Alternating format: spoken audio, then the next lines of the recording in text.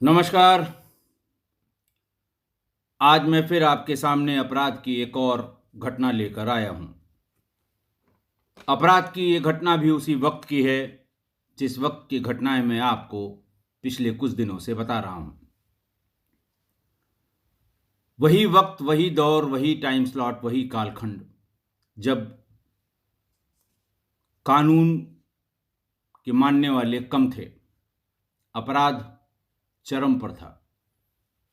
अपराधी अपने सर्वोच्च ऊंचाई पर थे। पुलिस बेलगाम थी। पुलिस जाहिली का शिकार थी। कारण वही था, कम्युनिकेशन का कोई साधन नहीं, फॉरेंसिक एविडेंस के कोई साधन नहीं, इलेक्ट्रॉनिक एविडेंस के कोई साधन नहीं। इसलिए पुलिस की मनमानी थी। जिन चार लोगों की गवाही जो अच्छी तरह से करा ले, चाहे वो सही हों चाहे फर्जी हों, वही सिकंदर हुआ करता था। आज की घटना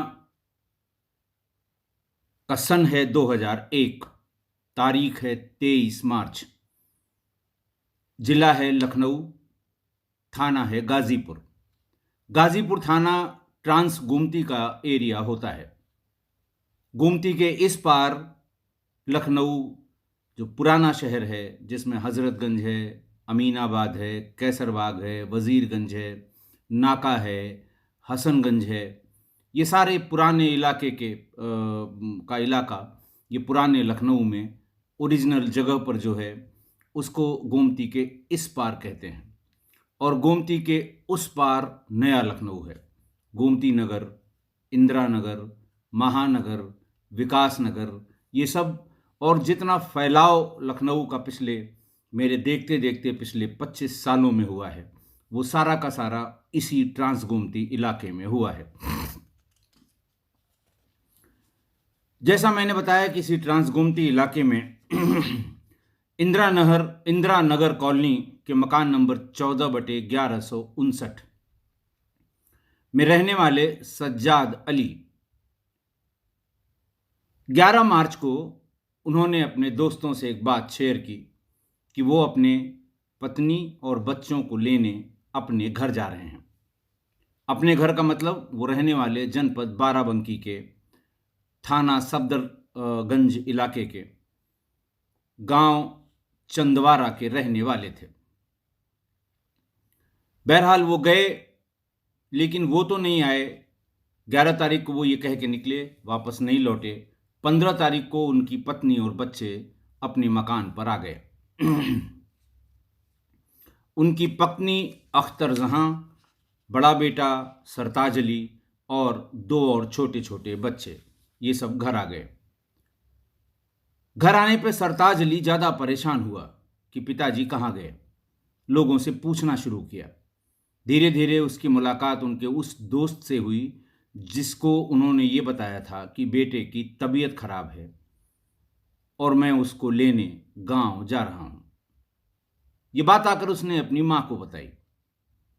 मां ने कहा वो झूठ बोल रहा है। अगर वो हम लोगों को लेने आने वाले होते तो कम से कम हमें तो जानकारी हो जाती। बहरहाल लड़का नहीं माना। अपनी मां को लेके 2 दिन वेट किया और ये कि शायद कहीं गए हों, लौट आए। लेकिन 2 दिन बाद वो अपनी मां को लेके थाना गाजीपुर पहुंच गया। 16 तारीख से 21 तारीख तक वो थाने के चक्कर लगाता रहा। थाने वालों से बताया कि मेरे पिताजी 11 तारीख से घर से निकले हैं, अभी तक लौटे नहीं हैं। उनको हमारे गांव जाना था, हम लोग अपने गांव में ही थे, हम गांव से लौट आए हैं, लेकिन हमारे पिताजी अभी न यहाँ लौटे न गांव पहुँचे। पुलिस अपनी आदत से मजबूर, फोटो ले आओ, हुलिया लिखा के ले आओ, फिर अगले दिन अपने रिश्तेदारों के नाम पते ले आओ, पुलिस भेजकर या वहाँ के थाने से संपर्क करके हम पता करेंगे। फिर उनकी कोई तबीयत तो नहीं खराब थी, कहीं अस्पताल में भर्ती तो नहीं थे, एक्सीडेंट का कोई पता तो नहीं लगा। अब वो कहता रहा, साहब ये हम कैसे पता कर पाएंगे, ये तो पुलिस ही पता कर सकती है। लेकिन वो 16 तारीख से 21 तारीख तक उसको दौड़ाते रहे। लेकिन उसकी एक भी नहीं सुनी। 21 तारीख को उन्होंने जितनी जितनी चीज़ें कही थीं, हुलिया, कपड़े का रंग, फ़ोटो, ये सब चीज़ें उसने ये लिख के कि उनके कहीं बीमार होने की सूचना नहीं है, ये लिख के कि वो कहीं भर्ती नहीं हैं, ये लिख के कि उनके एक्सीडेंट की भी कोई सूचना नहीं है। पूरा सब कुछ जितनी बार उन्होंने कहा सब लिख के एक स्थानीय नेता को साथ लेकर थाने पर गया। स्थानीय नेता का पुलिस ने थोड़ा लिहाज किया, एप्लीकेशन रख ली। उसको उस एप्लीकेशन की एक रिसीट यानी पावती जिसमें थाने की मोहर लगी रहती है वो दे दी। उस ज़माने में फ़ोटोकॉपी बहुत कम चलते थे, फ़ोटोकॉपियर्स या फ़ोटो स्टेट की दुकानें बहुत कम थीं। कार्बन कॉपी में पुलिस का सब काम काज चलता था। कार्बन कॉपी ही लगा के एप्लीकेशन लिखी जाती थी, कार्बन कॉपी लगा के ही जीडी लिखी जाती थी, कार्बन कॉपी लगा के ही सीडी लिखी जाती थी, कार्बन कॉपी लगा के ही बाकी तस्करा जीडी में अंकित किया जाता था। लिहाजा एप्लीकेशन जो लिखी गई कार्बन कॉपी के साथ लिखी गई। वकील भी उस समय जो एप्लीकेशन लिखवाते थे वो कार्बन कॉपी से ही लिखवाते थे। अगर उसकी 3 कॉपियां बनानी हैं तो 2 कार्बन 3 पन्नों के बीच लगा के खट-खट करने वाले टाइपराइटर पे टाइप किया जाता था। बहरहाल उसने एप्लीकेशन पर मोहर लगाई और उस लड़के को सरताज को दे दी। नेताजी भी खुश होकर चले गए। लड़का भी घर आ गया कि अब कोई न कोई कार्रवाई ज़रूर होगी। 2-3 दिन तक उसने फिर थाने के चक्कर लगाए। डांट कर थाने से भगा दिया गया। कल ही एप्लीकेशन दी है, बाप तुम्हारा गायब है, पुलिस इसमें क्या करे। बहरहाल इसी बीच बाराबंकी के हैदरगढ़ थाना क्षेत्र में थानपुर धौराहा माइनर में एक शव किनारे की तरफ छत बिछत सड़ा गला शव नहर में किनारे की तरफ गांव वालों को दिखाई पड़ा। गांव वालों ने इसकी सूचना थाना हैदरगढ़ में दी। पुलिस वाले आए, उन्होंने देखा कि हाँ कोई लाश है, शायद कहीं से बह के यहाँ आई है। फौरन उसको वहाँ उसका किनारे निकाल कर पंचायतनामा किया। सड़ी गली लाश थी, पंचायतनामा करना कितना दुरूह काम होता है, लेकिन पुलिस के सिवा ये काम दूसरा कोई कर नहीं सकता। पुलिस चाहे जैसे करे, मरता क्या न करता, उसे पंचायतनामा करना है। बॉडी को सिलना है, सील लगानी है, बॉडी पैक में डालना है और फिर उसको पोस्टमार्टम के लिए भिजवा देना है। बॉडी पोस्टमार्टम के लिए चली गई। पोस्टमार्टम हाउस में जब बॉडी का पोस्टमार्टम किया जाता है तो उसके शरीर के सारे कपड़े, गहने, पहनी हुई चीज़ें सब उतार ली जाती हैं। उतारने के बाद उनकी एक पोटली बना के उसमें डिसीज्ड का नाम और क्राइम नंबर या जो कागज़ थाने से आते हैं जिसमें पोस्टमार्टम किए जाने का अनुरोध होता है उसका जिक्र करके उन्हें वापस कर दिया जाता है। जिस थाने से जो भी सिपाही लेकर आएगा वो बंडल जिसमें उसके शरीर के कपड़े होते हैं वो सब उसमें बंडल बना के उसे उस थाने के सिपाही को दे दिया जाता है। अब आप सोचिए, पोस्टमार्टम के समय आप कितने भी सजे धजे हों, लड़का हो लड़की हो, पुरुष हो महिला हो, बूढ़े हों बुजुर्ग हों, जवान हों बच्चे हों, आप बिना कपड़ों के होते हैं और डॉक्टर आपके बिना कपड़ों के उस शरीर पर जगह जगह चीरे लगाता है। जहाँ हड्डियाँ उसको अलग करनी होती हैं, जहाँ उसको ओपन करना होता है बॉडी को, तो हड्डियों को काटने के लिए उनके पास कोई बड़ी कैंची नहीं होती। छेनी हथौड़ी से हड्डियों के जॉइंट को खोल के वो थोरैसिक को ओपन करते हैं। गर्दन से नीचे पूरा वो ओपन करके तब उसमें देखते हैं चोटों के निशान या कॉज ऑफ डेथ असर्टेन करने के लिए जो जो चीज़ें देखनी आवश्यक होती हैं वो देखी जाती हैं। यही मृतक के साथ किया गया। जब उसके कपड़े उतारे गए तो वहाँ जो कर्मचारी होते हैं उन्होंने ये नोटिस किया कि उसका कोई छोटा पर्स भी पैंट की जेब में पड़ा हुआ है। उसको निकाल के थाना हैदरगढ़ से आए पुलिस वालों को हैंडओवर किया।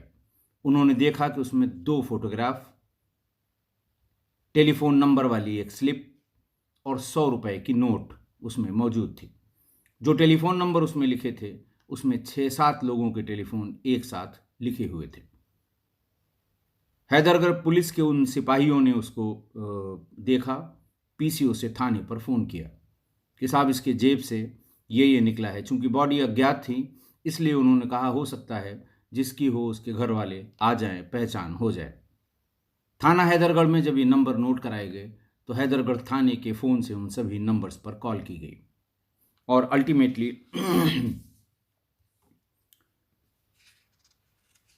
अल्टीमेटली एक टेलीफोन नंबर से उन्हें ये अंदाज लगा कि हो सकता है ये शव सज्जाद का हो। जिसको फ़ोन किया गया था वो सज्जाद का जानने वाला होगा और उसने कहा कि साहब क्या पहने हुए हैं, क्या शक्ल सूरत है, क्या वो होगी, फ़ोटो जो उनके पर्स में निकली है वो कैसी है। ये सब बताने पर उसने कहा कि मुझे अंदाज है कि ये सज्जाद होगा। सज्जाद का नाम, पता, वल्दियत सब उन्होंने बताई। थाना हैदरगढ़ को ये सूचित किया गया। थाना हैदरगढ़ से एक सिपाही उस पते पर, इंदिरा नगर के उस पते पर भेजा गया। वहाँ पर सज्जाद की पत्नी और बेटा दोनों मिल गए। उन्हें भी अंदाज लग गया कि इतने दिन से गायब हैं, जरूर ये इन्हीं की बॉडी होगी। वो भाग के बाराबंकी के पोस्टमार्टम हाउस आए। वहां पहुंचकर उन्होंने पर्स से निकली हुई फोटो और उसके कपड़े से उसकी 100% पहचान कर ली कि यह शव उनके पिता, सरताज अली के पिता सज्जाद या मोहतरमा के पति सज्जाद का है। जब ये तय हो गया कि ये बॉडी गाजीपुर थाने के इंदिरा नगर थाना क्षेत्र के रहने वाले किसी व्यक्ति की है,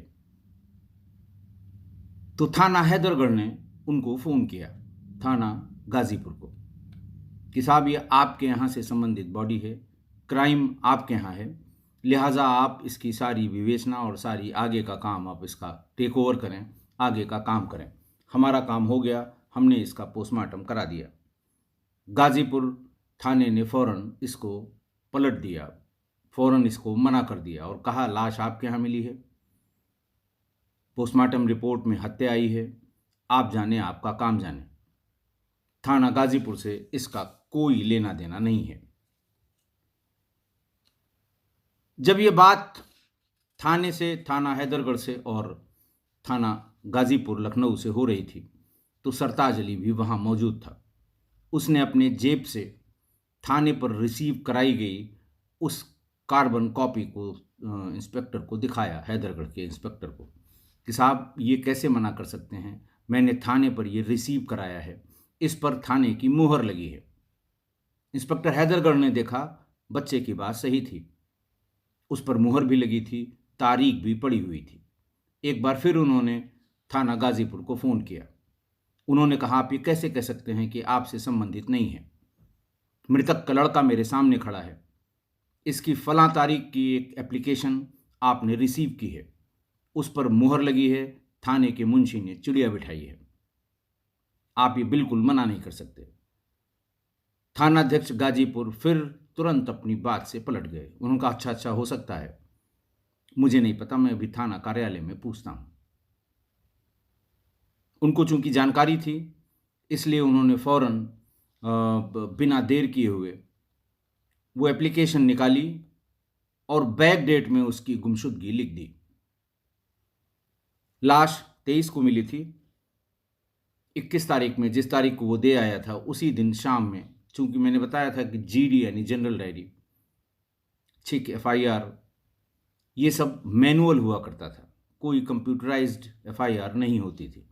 आज की तारीख में ये संभव नहीं है। जिस समय आप जाएंगे उसी समय में मुकदमा लिखा जाएगा, गुमशुदगी लिखी जाएगी, जो कोई आप सूचना देंगे उसी समय में लिखी जाएगी। पहले ये होता था, कच्ची जनरल डायरी चलाते थे, अपने हिसाब से मुकदमों को आगे पीछे एडजस्ट करके लिख लिया करते थे।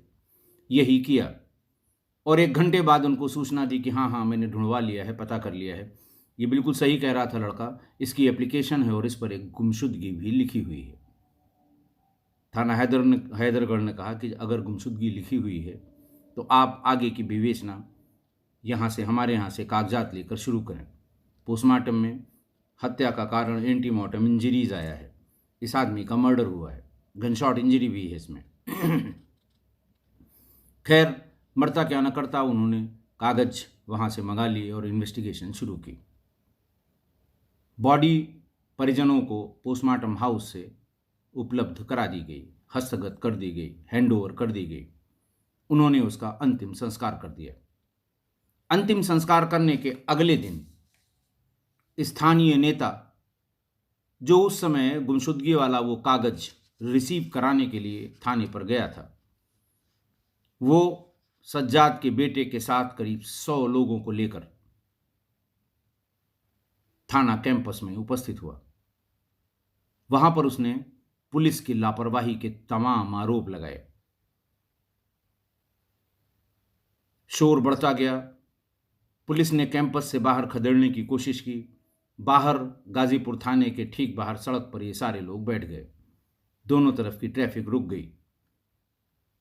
किसी भी शहर में और बड़े शहर में अगर आप ट्रैफिक को रोक दें, हाहाकार मच जाता है।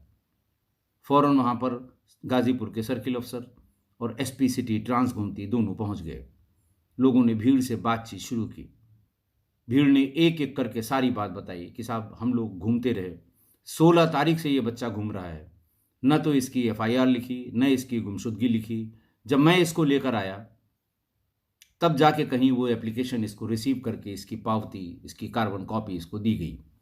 जब थाना हैदरगढ़ ने बताया तब भी इन्होंने मना कर दिया कि मुझसे कोई मतलब नहीं, आप अपने यहाँ से विवेचना करिए। जब ये पावती दिखाई गई, उसके बारे में बताया गया, तो हमें भी भीतर की पूरी जानकारी है। बैक डेट में गुमशुदगी लिखी गई। बात करते करते वहां ये बात भी आई कि ये आदमी करीब सज्जाद करीब 2 महीने से परेशान था और लगभग 1 महीने पहले वो मोहल्ले के ही एक वकील के पास किसी कानूनी राय के लिए गया था। पूरी बात उन वकील को पता होगी। ये भी पता लग रहा है कि वकील ने कोई दरखास्त लिखी थी, वो कोर्ट के लिए लिखी थी, कचहरी के लिए लिखी थी, या फिर थाने के लिए लिखी थी, ये जानना मुश्किल है। एसपी सिटी ट्रांस गोमती ने फौरन उस वकील को बुलवाने का आदेश किया।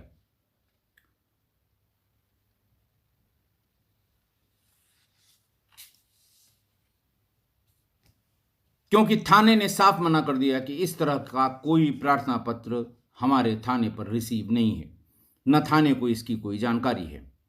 वकील साहब यंग वकील साहब थे, यंग एडवोकेट था, मोहम्मद असलम उसका नाम था। कचहरी से बुलाया गया, कोई अपनी मोटरसाइकिल पे बिठा के ले आया। भीड़ तब तक वहां डटी रही, दोनों तरफ जाम लगा रहा। एसपी सिटी ट्रांस गोमती ने असलम से पूछा कि इसकी क्या समस्या थी, क्या ये लोग जो कह रहे हैं कि 1 महीने पहले आपसे ये मिला था, तो ये बात सही है कि गलत है? उसने कहा, हाँ साहब, ये बिल्कुल सही है। इसने पूरा विस्तार से, पूरा डिटेल में अपनी समस्या बताई थी। मैं इसे अपने साथ कचहरी ले गया था। कचहरी में इसकी एक एप्लीकेशन टाइप कराई थी। टाइप करा के 2 कॉपी निकाली थी, दोनों पे इसके सिग्नेचर हैं। मैं दूसरी कॉपी लेके आया हूँ। पहली कॉपी मैं इसको साथ लेके थाने पर आया था और फलां दरोगा जी को दिया था। बात चूंकि भीड़ के सामने हो रही थी, भीड़ ने फौरन कहा दरोगा को बुलाया जाए। जब उसको ये एप्लीकेशन दी गई थी तो उसने जांच क्यों नहीं की? 1 महीने पहले की दी हुई एप्लीकेशन के बारे में भीड़ चिल्लाने लगी। दरोगा जी वहीं कहीं आसपास थे, खिसक गए। इंस्पेक्टर को बताया गया कि आपके खिलाफ कार्रवाई होगी अगर ये दरोगा थोड़ी देर में नहीं आ जाता। भारी भीड़ और भीड़ के तेवर को देख के दरोगा की हिम्मत नहीं पड़ी कि वो थाने पर आकर एसपी सिटी ट्रांस गोमती से बात करे। लिहाजा ये तय हुआ कि वहीं से 400 कदम आगे सीओ गाजीपुर का ऑफिस है, दरोगा जी वहां पर आए और उनसे पूछताछ करेंगे एसपी सिटी साहब। भीड़ को वहीं रोका गया कि आप यहीं रुकिए, हम सही बात पता लगा कर आते हैं। दरोगा जी सीओ के दफ्तर में मौजूद थे। एसपी सिटी वहां गए। उन्होंने वकील साहब का दिया हुआ टाइपशुदा प्रार्थना पत्र, जिस पे सज्जाद के सिग्नेचर थे, उनको दिखाया और ये कहा कि फला तारीख को वकील साहब का कहना है कि सज्जाद के साथ थाने पर आए थे और इस एप्लीकेशन की कॉपी आपको दी थी। दरोगा जी ने कहा कि हाँ सर, कॉपी मुझे मिली थी। मैंने इसको थाना कार्यालय में मुंशी जी को दे दिया था और ये कहा था कि ये इन्होंने मुझे सीधे दी है, चूंकि एसओ साहब हैं नहीं, इस प्रार्थना पत्र पर थानाध्यक्ष द्वारा ये आदेश करा दीजिए, मेरे लिए जांच के आदेश करा दीजिए, तब मैं इसमें जांच करूंगा। लेकिन आज तक वो प्रार्थना पत्र थाना कार्यालय से मार्क होकर या जांच का आदेश लिखने के बाद मेरे पास तक नहीं आया।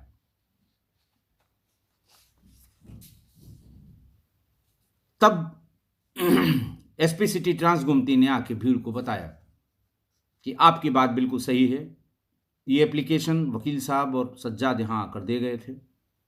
एप्लीकेशन की कॉपी जो उन्होंने दी है, दरोगा जी ने बताया है कि वो बिल्कुल सही है। उनका ये कहना है कि वो उन्होंने थाना कार्यालय में दे दिया था। आप लोग जाएं, मैं पुलिस की इस लापरवाही की जांच जरूर कराऊंगा कि जब किसी ने प्रार्थना पत्र दिया था, अपनी जान को खतरा बताया था, तब उसकी जांच नहीं की गई और अंत में उसकी जान चली गई। कौन इसके लिए जिम्मेदार है, हम इसकी जांच करके जो भी दोषी पुलिसकर्मी होंगे उनके खिलाफ कार्रवाई करेंगे। भीड़ भी बहुत देर से बैठी हुई थी। उन्हें लगा कि अधिकारी का दिया आश्वासन ये ठीक है। भीड़ वहां से चली गई। एसपी सिटी साहब ने पहली दी गई उस एप्लीकेशन को फिर से पढ़ा। इंस्पेक्टर को बुलाया, उन दरोगा जी को भी बुलाया और उन्हें पढ़ाया कि इसमें साफ साफ सज्जाद ने लिखा है कि मेरी किसी समय हत्या हो सकती है। उसने जो आरोप लगाया है वो अपनी पत्नी अख्तर जहां और एक रूपेश लोधी नाम के व्यक्ति पर लगाया है। अगर आपने जांच की होती तो वास्तव में यह घटना न होती जो अभी हुई है। अभी भी समय गया नहीं है, इनको फौरन लाकर गिरफ्तार करके ले आइए। इनसे पूछिए कि आखिरकार ये हुआ कैसे, कैसे इसकी हत्या हुई, बॉडी कैसे इसकी नहर में मिली।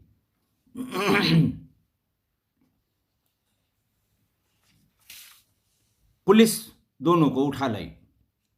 दोनों से विशेष श्रेणीबद्ध पूछताछ अलग अलग की गई। अख्तर जहां से महिला पुलिसकर्मियों ने त्वरित गति से श्रेणीबद्ध पूछताछ की और रूपेश से श्रेणीबद्ध पूछताछ के जो विशेषज्ञ पुलिस कर्मचारी होते हैं उन्हें लगा के पूछताछ की गई। थोड़ी देर में ही सब चीजें साफ हो गई और दूध का दूध पानी का पानी हो गया।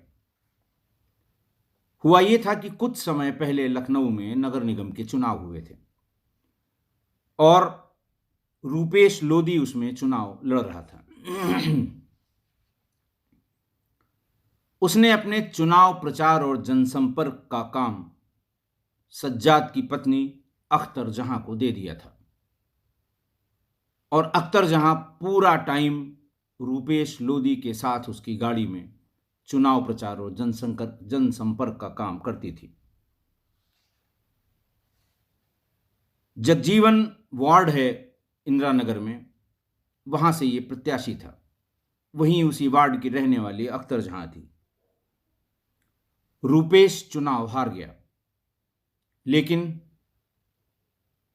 अख्तर जहां से उसके संबंध हो गए और वो धीरे धीरे रूपेश के घर में भी आने जाने लगा। सज्जाद ने इसका विरोध किया, पुरजोर विरोध किया और एक दिन तो सज्जाद ने अपनी गैर मौजूदगी में घर आए रूपेश और अपनी पत्नी को एक साथ अचानक घर आकर पकड़ लिया। वहां सज्जाद से रूपेश की मारपीट हुई। सज्जाद शरीर से थोड़ा ज्यादा प्रबल था, उसने अच्छी ठुकाई कर दी। रूपेश समय की नजाकत को देख के वहां से भाग निकला, लेकिन अगले दिन में करीबन 11 बजे रूपेश ने सज्जाद को भूतनाथ मार्केट के पास घेर लिया। उसके साथ 5-7 लोग थे। मारपीट तो बहुत ज्यादा नहीं की, लेकिन सार्वजनिक रूप से उसकी बड़ी बेइज्जती की। अपने और अख्तर जहां के संबंधों का जोर जोर से खुला प्रचार किया। सज्जाद को यह धमकी दी कि आइंदा से हमारे और अपनी बीवी के बीच आए तो तुम्हारी लाश का भी पता नहीं लगेगा। सज्जाद घर वापस आ गया, घबरा गया। वो समझ गया कि बात बहुत आगे बढ़ गई है। अगले ही दिन उसने अपनी पत्नी और बच्चों को तैयार करके एक गाड़ी की और उन्हें कहा कि तुम लोग अपने घर पर रहो, तुम लोगों को गांव छोड़ दूंगा, तुम वहीं रहना जब तक कि यहाँ स्थिति सामान्य नहीं हो जाती। वो उन्हें बाराबंकी के सफदरगंज के गांव चंदवारा ले जाकर छोड़ आया। फिर मोहल्ले के एक वकील के पास जाकर अपनी पूरी बात बताई और ये भी कहा कि मोहल्ले में इस बात को किसी को मत बताइएगा, मेरी बड़ी बदनामी होगी। गलती मेरी पत्नी की है, मैं किससे किससे कहूँगा, किसको किसको सफाई दूंगा, लेकिन हमें कोई कानूनी तरीका बता दीजिए ताकि ये हमसे दूर हो जाए। रूपेश के लिए वो कह रहा था। वकील नया नया था और उसने कहा कि फ़िलहाल इसमें कुछ नहीं कर सकते, एक एप्लीकेशन मैं तैयार करा दूंगा, तुम इसे थाने पर दे आओ, पुलिस जांच जरूर करेगी और जांच करते समय वो रूपेश से पूछताछ भी करेगी। तब रूपेश को ये पता लगेगा कि पुलिस को सारी जानकारी हो गई है और जब उसे ये पता लग जाएगा कि सारी जानकारी पुलिस को है तो वो तुम्हारा नुकसान नहीं कर पाएगा। दूसरा, ये एप्लीकेशन देने के 10-15 दिन बाद अगर पुलिस एफआईआर कर देती है तो बहुत अच्छा, नहीं करती है तो हम 156(3) सीआरपीसी में एप्लीकेशन देकर कोर्ट से एफआईआर कराने का आदेश करा देंगे और एक बार एफआईआर हो जाएगी फिर तुम्हारा कोई कुछ नहीं बिगाड़ पाएगा। 156(3) सीआरपीसी में मुकदमा कायम कराने का चलन पहले भी था, बहुत था, अब भी है और ज़्यादा है। आप एक एप्लीकेशन लिखिए, उसमें 2 लाइन ये डालिए कि मैं बार बार पुलिस के पास जाकर ये एफआईआर कराने की रिक्वेस्ट करता रहा, लेकिन विपक्षियों के दबंग और सरहंग होने के कारण पुलिस हमारी एफआईआर नहीं लिख रही है, लिहाजा निवेदन है कि हमारी एफआईआर लिखे जाने का आदेश करने की कृपा करें। उस थाने से संबंधित मजिस्ट्रेट या ज़्यादातर मामलों में सीजीएम 156(3) में एफआईआर किए जाने की सुनवाई करता है।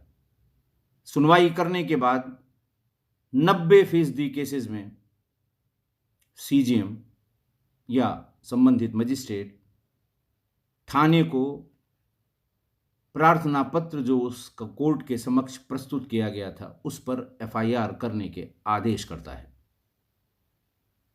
एफआईआर करना कोर्ट का आदेश है, थाने की मजबूरी होती है। विवेचना में वो गलत हो, सही हो, जो भी हो, उस पर कोर्ट का कोई अधिकार नहीं है। कोर्ट कभी विवेचना में दखल नहीं दे सकती। लेकिन इस रिक्वेस्ट पर कि मेरी एफआईआर थाने पर नहीं लिखी जा रही है, वो एफआईआर लिखवा सकती है। इस कानून का बहुत दुरुपयोग भी हुआ। लोगों ने 156(3) में ही रेप, SC/ST एक्ट, दाउरी एक्ट, जो ये खतरनाक वाले मुकदमे होते हैं, एफआईआर होती है, वो अपने विरोधी के विरुद्ध लिखवा देते हैं। और यही, लेकिन उस वकील ने ये कहा कि तुम अच्छा, एप्लीकेशन कोई थाने पर नहीं जाती, एक रजिस्ट्री भेज देते हैं, सादा कागज उसके भीतर होता है, उसकी पावती लगा देते हैं, रिसीट कि साहब मैंने खुद जाके दी एप्लीकेशन, फलां एप्लीकेशन, और 4 बार रजिस्ट्री भी की, लेकिन थाना एफआईआर लिखने को तैयार नहीं है। कोर्ट के लिए इतना पर्याप्त होता है और वो 156(3) में ये आदेश कर देता है कि इस एप्लीकेशन पर एफआईआर दर्ज कर विवेचना की जाए। दरोगा जी के कहे अनुसार जब ये एप्लीकेशन थाना कार्यालय में पहुंची तो कार्यालय के मुंशी ने थाने के बीट के सिपाहियों को, उस बीट के जहां वो रूपेश रहता था, सिपाहियों को वो एप्लीकेशन दे दी और ये कहा कि जाकर उसको बुला लाओ और दरोगा जी से मुलाकात करा दो ताकि इस पेंडिंग एप्लीकेशन की जांच हो जाए। बीट के 2 सिपाही रूपेश के घर गए। रूपेश घर पे मिला। उन्होंने वो एप्लीकेशन दिखाई जो सज्जाद की लिखी और उसकी दस्तखती थी और ये कहा कि जाकर दरोगा जी से मिल लो। आशा है आप समझ गए होंगे कि सिपाही का इशारा क्या था। और पुलिस से मिलने का मतलब क्या है? जाकर दरोगा जी से मिल लो, वरना एफआईआर होगी, तुम्हारे लिए मुसीबत बढ़ेगी, और एफआईआर होगी तो गिरफ्तारी भी होगी। रूपेश ने बताया कि मैं फौरन दरोगा जी से मिला, उनसे सारी बात की। जब दरोगा जी का पेट भर गया तो उन्होंने डकार ली और मेरे सामने ही मेरी रिक्वेस्ट पे उस प्रार्थना पत्र के कई टुकड़े फाड़ के उसे फेंक दिया और कहा, हो गई तुम्हारी जांच। मैं वहां से एक विजेता की तरह बाहर निकला, लेकिन गुस्से में लाल था। सीधे मैं बाराबंकी अख्तर जहां के घर गया। एक बच्चे से उसे गांव के बाहर बुलवाया और उससे कहा कि अब हद हो गई। सज्जाद ने सारी लिमिट क्रॉस कर दी। उसने पुलिस में मेरे और तुम्हारे खिलाफ दरखास्त दी है। पुलिस की जानकारी में भी हमारे तुम्हारे संबंध आ गए हैं। अब लगता है मिलना जुलना मुश्किल होगा। पुलिस हमारा पीछा करेगी। अख्तर जहां ने छूटते ही कहा, इसको रास्ते से हटा दो, नहीं मैं भी बदनाम हो जाऊंगी। ये हमको भी बदनाम करने की कोई कोर कसर नहीं छोड़ेगा।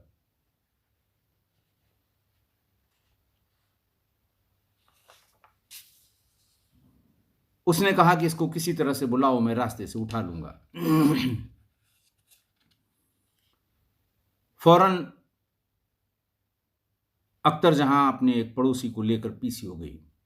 उसको पता था कि किस पीसीओ पर बुलाने से सज्जाद आ जाएगा। वहां से टेलीफोन किया।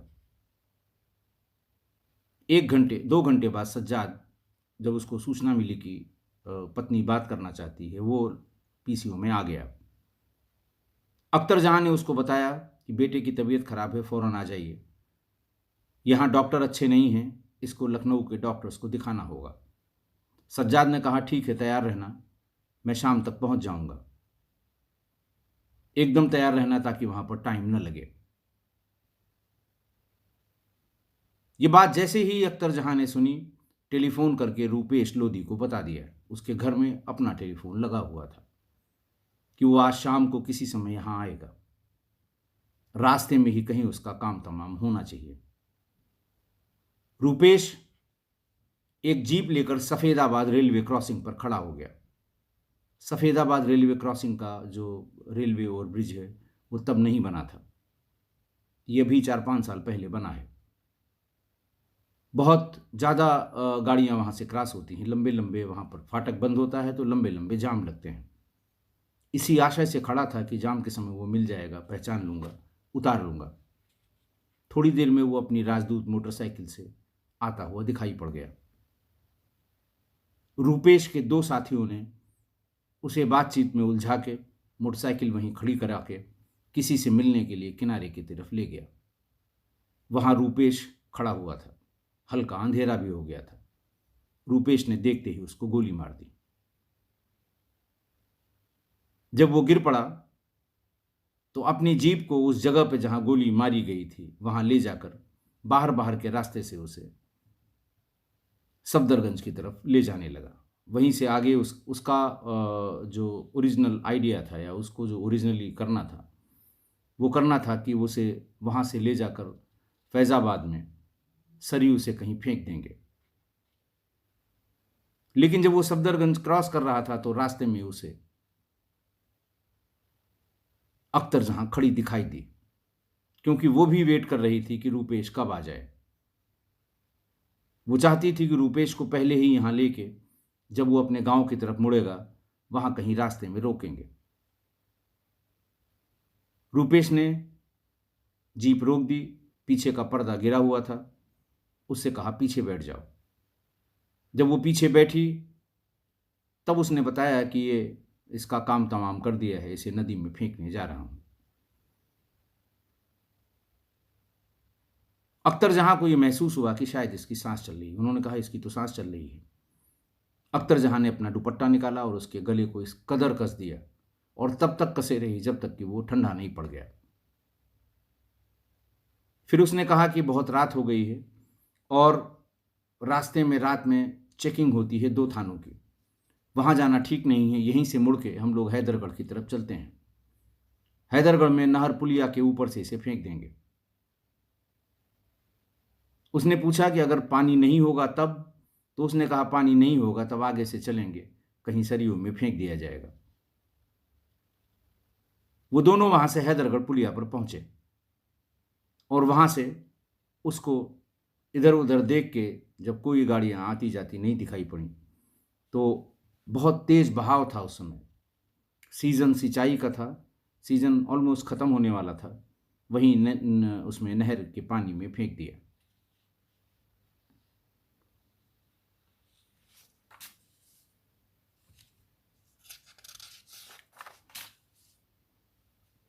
अगले दिन अख्तर जहां अपने बच्चों को लेकर इंदिरा नगर के अपने मकान में पहुंच गई। थोड़ी देर बाद जैसे ही उसको पता लगा रूपेश को कि आ गई है अख्तर, तो वो उसके घर पर आ गया और 3 दिन तक रूपेश अख्तर जहां के साथ रहा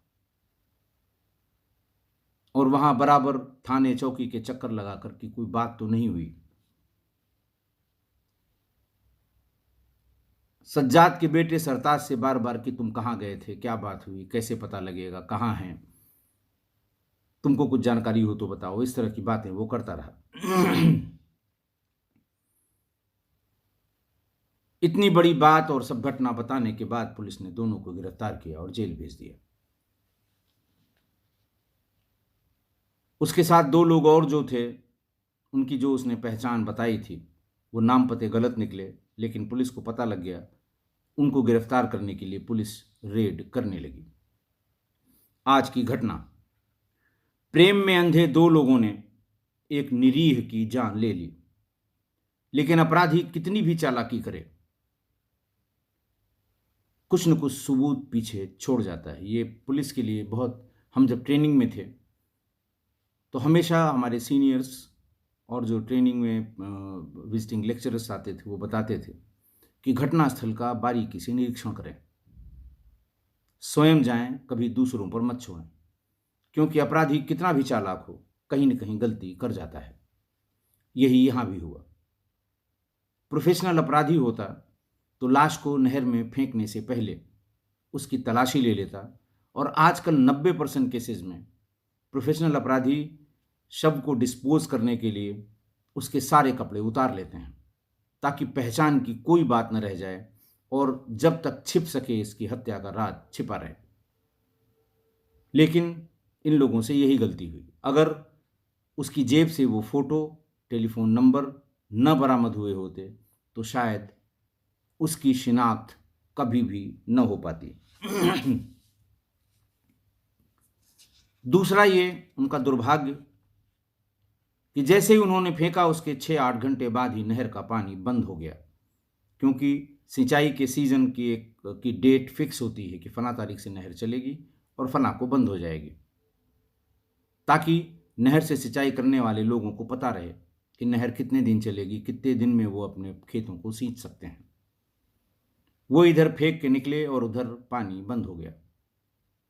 अगर पानी चल रहा होता तो वो बॉडी कम से कम 70-80 किलोमीटर दूर किसी दूसरे जिले में जाती, तब उसके पहचानने का या उसके लिए पेन लेने का कोई कारण न होता। लेकिन उनका दुर्भाग्य, पानी बंद होने से वो वहाँ से 10-12 किलोमीटर आगे ही नहर के किनारे पर बॉडी लग गई और पुलिस को सूचना मिल गई। पुलिस ने उसका पीएम करा दिया। ऐसे प्रकरणों में जब महिला या पुरुष, उन दोनों को किसी एक के अवैध संबंधों की जानकारी हो जाए और वो धीरे धीरे आम होने लगे, समझाने बुझाने का कोई फर्क न पड़े, अफेयर अपनी जगह चलता रहे, तो उसे, महिला को अगर पुरुष पे ऐसी शंका है या पुरुष को महिला पे अगर शंका है, तो उसे कोर्ट से अपना प्रोटेक्शन तुरंत ले लेना चाहिए। डोमेस्टिक वायलेंस एक्ट में दोनों पक्षों को प्रोटेक्शन लेने का अधिकार है, प्रोविजंस हैं उसमें। आप उचित कारण दिखाकर कोर्ट में अप्लाई करिए, कोर्ट नोटिस करेगी, दोनों पक्षों को बुलाएगी और रिस्ट्रेन करेगी। इनको उनसे मिलने से, उनको उनसे मिलने से, उनको उनके घर जाने से, जैसी भी स्थिति हो। और अगर आपने कानूनी प्रोटेक्शन, कानूनी संरक्षण ले लिया और उसके बाद भी बात नहीं बनती है, तो फ़ौरन ऐसे आदमी या औरत से दूर हो जाना चाहिए। जब ये पता लग जाए कि अब एक होने की कोई गुंजाइश नहीं रह गई है, क्योंकि आप अलग नहीं होंगे तो वही होगा जो आज की घटना में हुआ है। इसलिए जान है तो जहान है। आशा है आप मेरी इस बात से सहमत होंगे। आज के लिए बस इतना ही। बहुत बहुत धन्यवाद।